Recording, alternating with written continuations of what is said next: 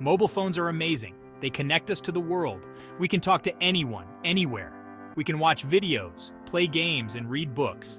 It's easy to get lost in our phones. We spend hours scrolling and tapping. But is all this screen time good for us? Let's find out. This essay will talk about the bad sides of too much phone use. Then we'll learn how to use our phones less. Our phones can make us feel bad. They are supposed to connect us, but sometimes they do the opposite. Instead of feeling closer to others, we can end up feeling isolated and lonely. The constant barrage of information and notifications can be overwhelming, making it hard to focus on anything else. Spending too much time online can lead to anxiety. The endless scrolling, the pressure to stay updated, and the fear of missing out can all contribute to a sense of unease. It's easy to get caught up in the digital world and forget to take care of our mental health. We compare ourselves to others and feel inadequate. Social media often shows a curated version of people's lives, highlighting their best moments and achievements. This can make us feel like we're not measuring up, even though we know deep down that everyone has their struggles. We see perfect lives on social media and feel envious. It's easy to forget that what we see online is just a snapshot, not the full picture. The constant comparison can erode our self-esteem and make us feel less satisfied with our own lives. The constant stream of notifications can be overwhelming. Each buzz, ding, or vibration pulls our attention away from the present moment, making it hard to concentrate on anything else. This can lead to a feeling of being constantly on edge, always waiting for the next interruption. It's important to remember that what we see online is often not real life. People tend to share their highlights, not their low points. By keeping this in mind, we can reduce the impact of social media on our self-esteem and mental health. Taking breaks from our phones can improve our mood and reduce stress. Stepping away from the screen allows us to reconnect with the world around us, engage in meaningful activities, and spend quality time with loved ones. It's a simple but effective way to boost our well-being. Yeah, sometimes I just feel so overwhelmed by everything I see online. It's like there's this constant pressure to keep up with everyone and everything. I find myself getting lost in the endless stream of updates and notifications, and it just makes me feel more anxious. It's like I can't keep up and it makes me anxious. I know I should take a break, but it's hard to disconnect. The fear of missing out is real and it keeps pulling me back in. But I also know that when I do take a break, I feel so much better. It's a struggle, but it's worth it for my mental health. Looking at screens all day is hard on our eyes. Whether it's for work, social media, or entertainment, our eyes are constantly exposed to the harsh glare of digital screens. This constant exposure can lead to eye strain, causing discomfort and fatigue. Symptoms often include headaches, dry eyes, and blurry vision, making it difficult to focus on tasks. The blue light emitted from our phones and other digital devices is particularly harmful. It can penetrate deep into our eyes, disrupting our natural sleep-wake cycle. Exposure to blue light before bedtime can trick our brains into thinking it's still daytime, making it harder to fall asleep.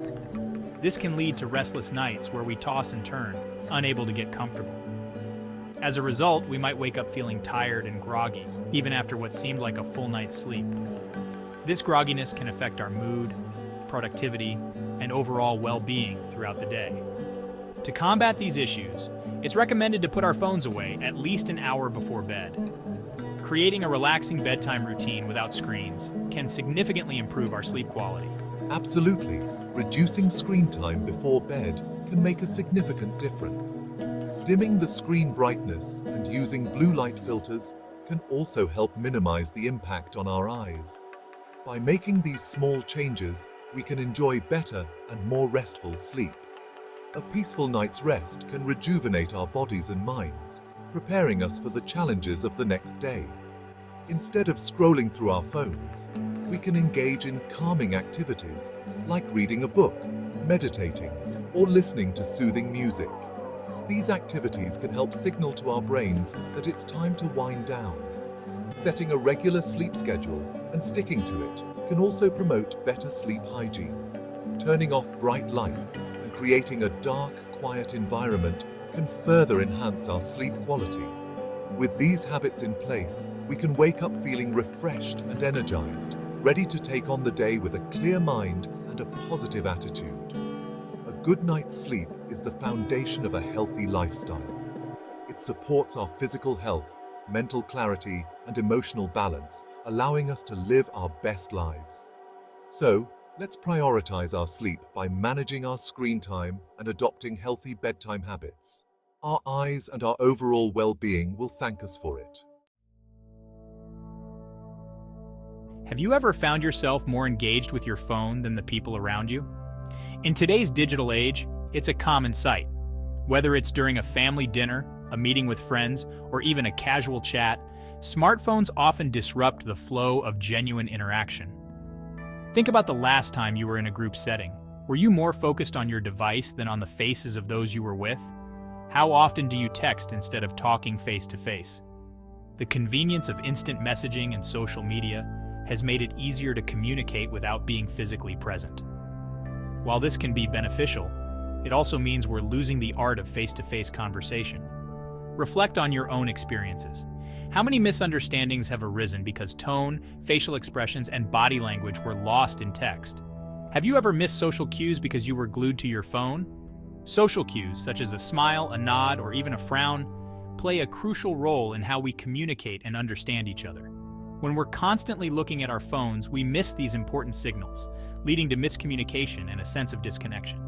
It's not just about the words we say, but how we say them and how we respond to others in real time. Do you find it harder to connect with people in person? The more we rely on our phones for communication, the more we struggle to engage in meaningful face-to-face interactions. This can lead to feelings of isolation and loneliness, even when we're surrounded by others. Consider how your phone usage impacts your social skills and make a conscious effort to be more present in your interactions. What if we put our phones away and we're fully present in social situations? By doing so, we can engage more deeply with the people around us and build stronger, more meaningful relationships. It might be challenging at first, but the benefits of being present far outweigh the temporary discomfort of not having our phones at hand. Start by setting boundaries, like no phones at the dinner table or during family gatherings, to encourage more face-to-face interaction. As a parent, it worries me when I see my child more engaged with their phone than with the family. The younger generation is growing up in a world where digital communication is the norm, and this can have long-term effects on their social development. It's crucial for parents to set a good example and create opportunities for their children to engage in real-life conversations. This can help them develop essential social skills and build stronger family bonds.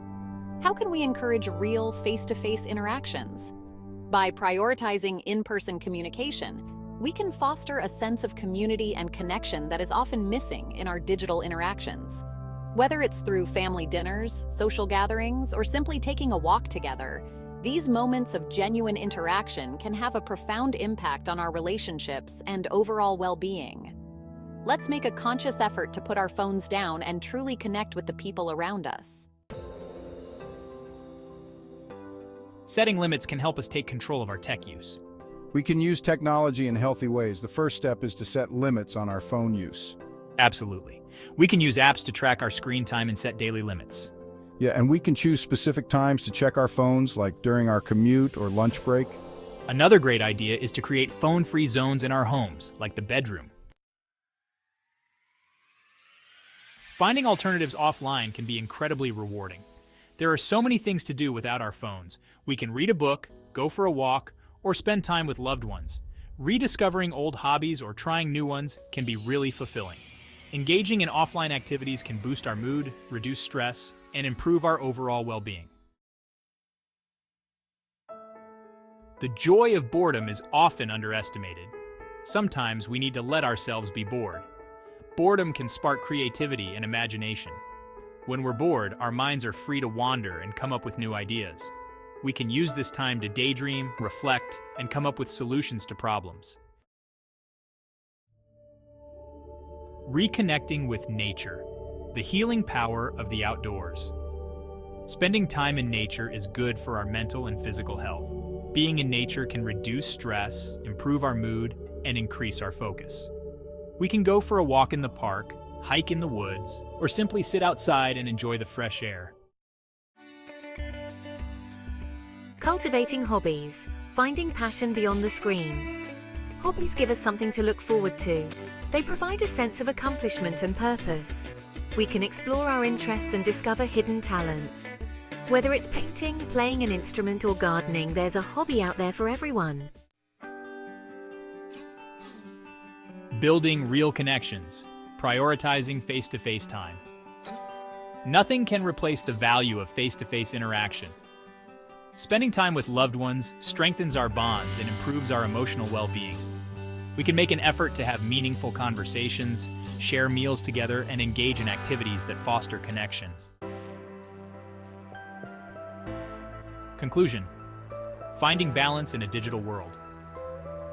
Mobile phones are powerful tools, but too much of anything can be bad for us. It's important to be mindful of our phone use and its impact on our well-being.